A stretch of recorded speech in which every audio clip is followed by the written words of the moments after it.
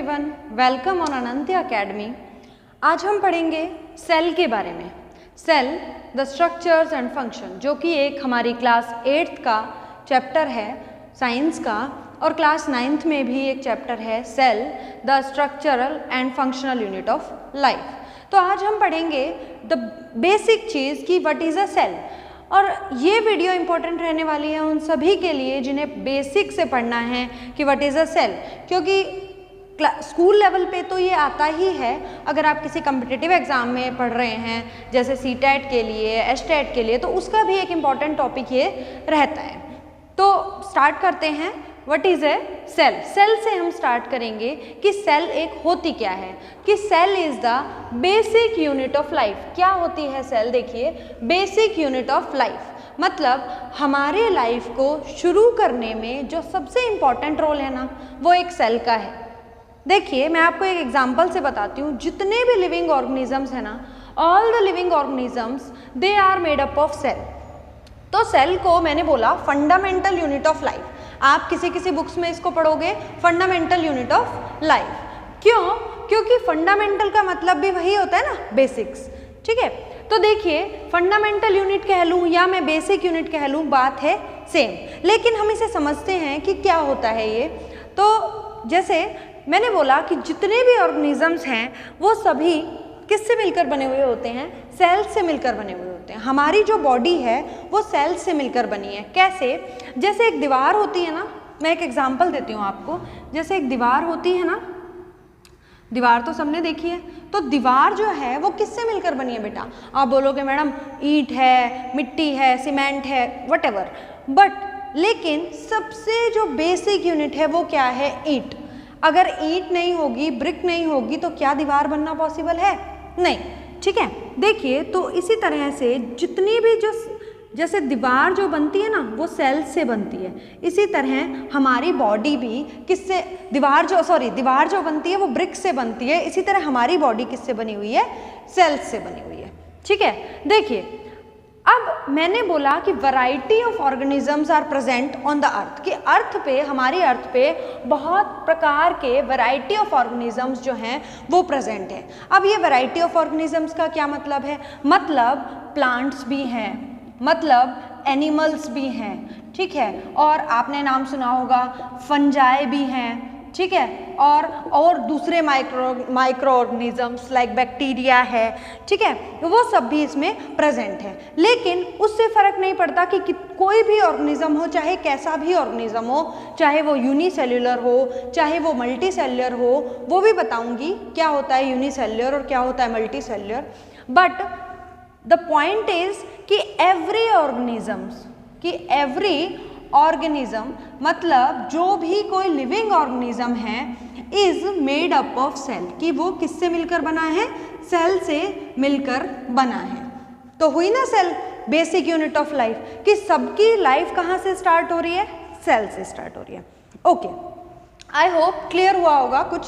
एक और एग्जाम्पल बताती हूँ। देखिए, अभी हमने बोला, जैसे मैंने आपको एक दीवार वाला एग्जाम्पल दिया, वैसे मैं आपको एक और बात बताती हूँ कि चाहे हम कितने ही बड़े ऑर्गेनिज्म हैं, एलिफेंट है आपने देखा है, ह्यूमन बीइंग्स हैं, बड़े बड़े हैं, बट सबकी लाइफ स्टार्ट तो एक सेल से ही होती है ना, सिंगल सेल से होती है।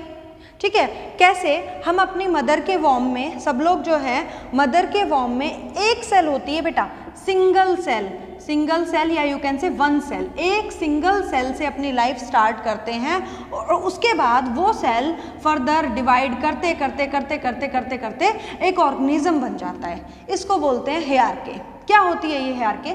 मैं आपको बताती हूँ। देखिए, एक जो सेल है ना, अब पहले आपको ये समझ में आया कि every organism is made up of cell, और सेल क्या है? It is the basic unit of life. अभी के लिए इतना ही समझिए कि बेसिक यूनिट है लाइफ की। ठीक है, अब देखिए, मैंने बोला हमारी लाइफ स्टार्ट होती है एक सेल से, ठीक है, उसके बाद हम ऑर्गेनिज्म बन जाते हैं। कैसे बनते हैं? देखो, सेल जो है ना, सेल्स मिल मिलकर क्या बनाते हैं बेटा? बहुत सारी सेल्स मिलकर बनाते हैं टिश्यू। ओके, और टिश्यूज़ क्या हैं? टिश्यूज़, ये बहुत सारे टिश्यूज़ जो है ना, ये मिलकर बनाते हैं ऑर्गन्स। क्या बनाते हैं? ऑर्गन्स। ठीक है। और बहुत सारे ऑर्गन्स जो हैं दे फर्दर मतलब वो मिलकर बनाते हैं ऑर्गन सिस्टम। क्या बनाते हैं? Organ system. ओके। और ऑर्गन सिस्टम से मिलकर बनता है एक complete organism. Is that clear? ठीक है। अब देखिए जो सेल है, सेल हमें पता लग गया बेसिक यूनिट है लाइफ की। टिश्यू क्या होता है? ग्रुप ऑफ सेल, कि सेल्स ने मिलकर ग्रुप ऑफ सेल मतलब सेल्स ने बहुत सारी सेल्स ने मिलकर टिश्यू बनाया, इन टिश्यूज ने मिलकर ऑर्गन्स बनाए। ऑर्गन्स होते हैं ना, जैसे हमारे क्या हैं, जैसे हम बात करें ऑर्गन्स है, हमारे लंग्स हैं, हमारा लीवर है, हमारी स्मॉल इंटेस्टाइन, ये ऑर्गन्स है। तो ये सब टिश्यूज से मिलकर बने। ओके। और ऑर्गन सिस्टम, ऑर्गन सिस्टम क्या है? हमारी बॉडी में अगर मैं ह्यूमन बीइंग्स की बात करूँ ना तो बहुत सारे ऑर्गन सिस्टम प्रेजेंट हैं, जैसे डाइजेस्टिव सिस्टम है, नर्वस सिस्टम है, ठीक है, और हमारा और भी बहुत है ना सिस्टम, सर्कुलेटरी सिस्टम है, ठीक है, क्लियर। तो ये सब क्या है? ऑर्गन सिस्टम जो है ये भी ऑर्गन से मिलकर बने हैं। कैसे? जैसे देखो डाइजेस्टिव सिस्टम है ना हमारा, एक ऑर्गन सिस्टम है, किससे मिलकर बना है? उसमें भी बहुत सारे ऑर्गन्स हैं। कहाँ से? हमारे माउथ से स्टार्ट होके, माउथ है, इसोफेगस है, फिर हमारा उसके बाद में स्मॉल इंटेस्टाइन है, लार्ज इंटेस्टाइन है, लीवर है। तो ये सब क्या हो जाते हैं? ये उसके ऑर्गन्स होते हैं। और इन्हीं ऑर्गन सिस्टम से मिलकर एक ऑर्गेनिज्म बना है कि ऑर्गेनिज्म के अंदर क्या होते हैं? Organ system. मतलब ऑर्गेनिजम्स तो हैं ही, ऑर्गेनिजम्स के अंदर कितने ऑर्गन सिस्टम है? जैसे मैं बोलूँ ह्यूमन बींग्स में नर्वस सिस्टम है, उसके बाद में क्या है? नर्वस सिस्टम है, डाइजेस्टिव सिस्टम है, रिप्रोडक्टिव सिस्टम है, एक्सक्रीटरी सिस्टम है। तो ये सब सिस्टम हमारी बॉडी में प्रेजेंट होते हैं। क्लियर? आई होप इतना समझ में आया होगा कि what is a cell. Cell क्या होती है? This is the basic part. Okay. अब देखिए, तो अब हम डिस्कस करेंगे कि डिस्कवरी कैसे हुई सेल की और किसने की डिस्कवरी। देखिए सेल को डिस्कवर किया रॉबर्ट हुक ने। रॉबर्ट हुक एक साइंटिस्ट थे। 1665 में इन्होंने सेल को डिस्कवर किया। किसके अंदर? कॉर्क के अंदर, ठीक है। कॉर्क एक यू कैन से प्लांट का एक पार्ट होता है जो उसकी जो बार्क होती है ना, उसका सूखा हुआ हिस्सा होता है। तो ये जो सेल इन्होंने देखी वो डेड सेल देखी थी, ठीक है। तो ये इन्होंने जो देखी कॉर्क में, उन्होंने क्या देखा कि जो कॉर्क का स्ट्रक्चर है ना उसमें ऐसे कंपार्टमेंट्स होते हैं, छोटे छोटे ऐसे कंपार्टमेंट्स होते हैं, ऐसे कंपार्टमेंट्स, ठीक है। उन्होंने देखा कि ये कंपार्टमेंट्स होते हैं और इनको उन्होंने नाम दिया क्या? इन कंपार्टमेंट्स को नाम दिया सेल, ठीक है। क्यों?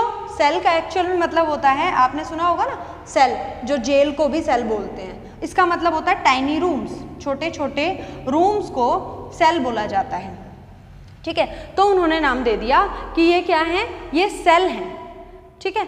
कॉर्क सेल में इन्होंने सबसे पहले इसको देखा और उसके बाद इन्होंने इसको नाम दिया कि ये कंपार्टमेंट्स क्या होते हैं? ये सेल होते हैं, ठीक है। और रॉबर्ट हुक ने जो माइक्रोस्कोप यूज़ किया था वो प्रिमिटिव माइक्रोस्कोप था, पुराना जो पहले माइक्रोस्कोप यूज़ होते थे वो था। उसके बाद में फर्दर नए नए इन्वेंशंस हुई, न्यू माइक्रोस्कोप, कंपाउंड माइक्रोस्कोप आए, तो उसमें दोबारा से इन्हें देखा गया। साइंटिस्ट ने दोबारा से इन्हें इन्वेस्टिगेट किया कॉर्क को, और उन्होंने देखा कि इनमें क्या है? सेल स्ट्रक्चर है, ठीक है। तो उसी के बाद में एक सेल थ्योरी दी गई, सेल थ्योरी। और ये किसने दी थी? दो साइंटिस्ट थे, उन्होंने मिलकर दी। तो एक का नाम था शेल्डन और एक का नाम था शेवन। तो ये जो शेल्डन थे ये कौन थे? ये थे बेटा एक बॉटनिस्ट थे, जिन्होंने कहा कि जितने भी प्लांट्स होते हैं, these plants are made up of cell, कि प्लांट्स के अंदर सेल होती है। बॉटनिस्ट थे ना, तो प्लांट की स्टडी की। और शेवन जो थे उन्होंने कहा कि animals are made up of cell. क्यों? ये जोलॉजिस्ट थे, जोलॉजी में क्या पढ़ते हैं? जोलॉजी में पढ़ते हैं एनिमल्स के बारे में, बॉटनी में पढ़ते हैं प्लांट्स के बारे में, ठीक है। तो इसके बेसिस पर इन्होंने ये सेल थ्योरी दी। और इस सेल थ्योरी में क्या बोला इन्होंने? इस सेल थ्योरी में इन्होंने कहा कि अगर पूछा जाए ना what the cell theory states, तो cell theory states that the cell is the basic unit of life, ठीक है। सेल थ्योरी क्या कहती है कि the basic and structural unit of life is cell. Basic and structural unit of life is cell and every organism is made up of cell. Every organism is made up of cell, कि हर एक जो भी organism है वो cell का बना है, और जो सेल है वो basic structural unit of life है। हम ये भी बोल सकते हैं कि cell is the basic structural and functional unit of life. क्या मतलब होता है कि जो सेल है ना वो स्ट्रक्चरल भी है। स्ट्रक्चरल का मतलब कि जो भी बॉडी का स्ट्रक्चर है वो किससे मिलकर बना है, सेल से ही तो बना है। तो ये क्या हुई, स्ट्रक्चरल यूनिट हुई हमारी लाइफ की। ओके, और फंक्शनल यूनिट कि जितने आगे पढ़ेंगे कि जितने भी फंक्शंस हमारी बॉडी में होते हैं ना वो एक सेल ही कराती है, सेल उसका बेसिक यूनिट है। तो यहाँ से क्या मैं सेल को ऐसे डिफाइन कर सकती हूँ ना कि cell is the basic structural and functional unit of life. तो मैं ऐसे डिफाइन कर सकती हूँ कि cell is the basic structural and functional unit of life which performs all the functions of the body. Okay, तो आई होप इतना आपको क्लियर हुआ होगा। डेफिनेशंस आ गई कुछ सेल की। Cell is the basic structural and functional unit of life which perform specific function. मतलब cell क्या है, बेसिक स्ट्रक्चरल और फंक्शनल यूनिट है हमारी लाइफ की। ये मैं समझा चुकी हूँ कि स्ट्रक्चरल और फंक्शनल का क्या मतलब होता है। ठीक है, तो देखिए ये लाइफ की जो कि हमारे स्पेसिफिक फंक्शन हमारी बॉडी में परफॉर्म करती है। नेक्स्ट देखिए, हम ये भी बोल सकते हैं it is a building block of an organism, कि ऑर्गेनिज्म इससे ही मिलकर बना है तो बिल्डिंग ब्लॉक है ये हमारी लाइफ का। Okay, next, all cell arises from pre existing cell.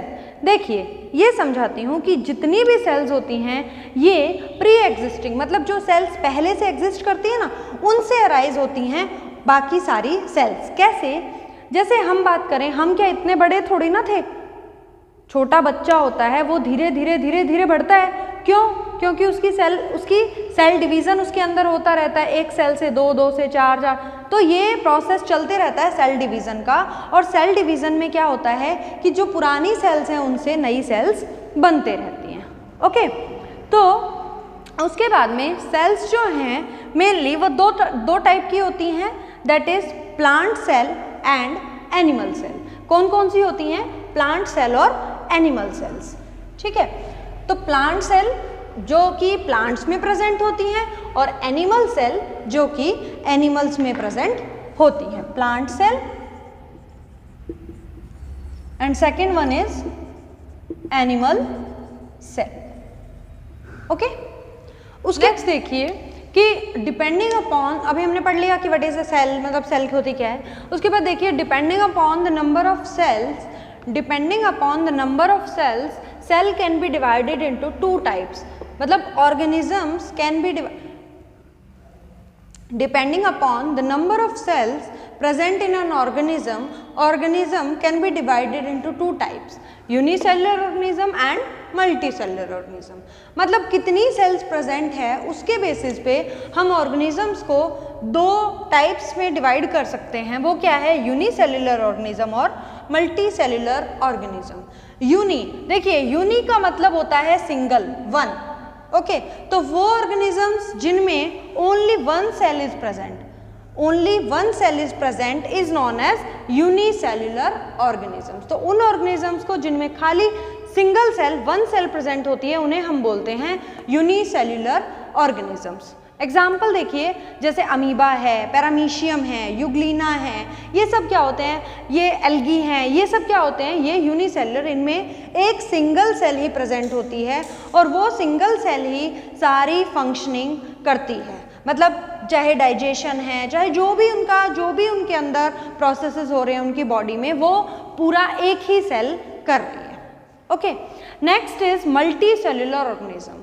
तो multi cellular organism are those organisms which are made up of more than one cell, जो कि एक से ज़्यादा सेल से प्रेजेंट होते हैं। हम ये कह सकते हैं मल्टी मतलब बहुत सारी, है ना। तो देखिए मल्टी में क्या है कि मल्टी सेल्युलर, बहुत सारी सेल्स हैं, हाँ सबका अपना फंक्शन है, मतलब सबके अपने अपने जो है काम डिवाइड होते हैं। ठीक है, तो इसमें आ जाता है जैसे ह्यूमन बींग्स हैं, रैट है, डॉग है, कैट है, और ट्रीज़ हैं, ट्रीज़ में भी जैसे नीम ट्री है, मैंगो ट्री, कुछ ट्रीज़ होते हैं जो यूनिसेल्युलर भी होते हैं, इसलिए हम सारे ट्रीज़ नहीं लिख सकते। ओके, तो these are multi cellular organisms.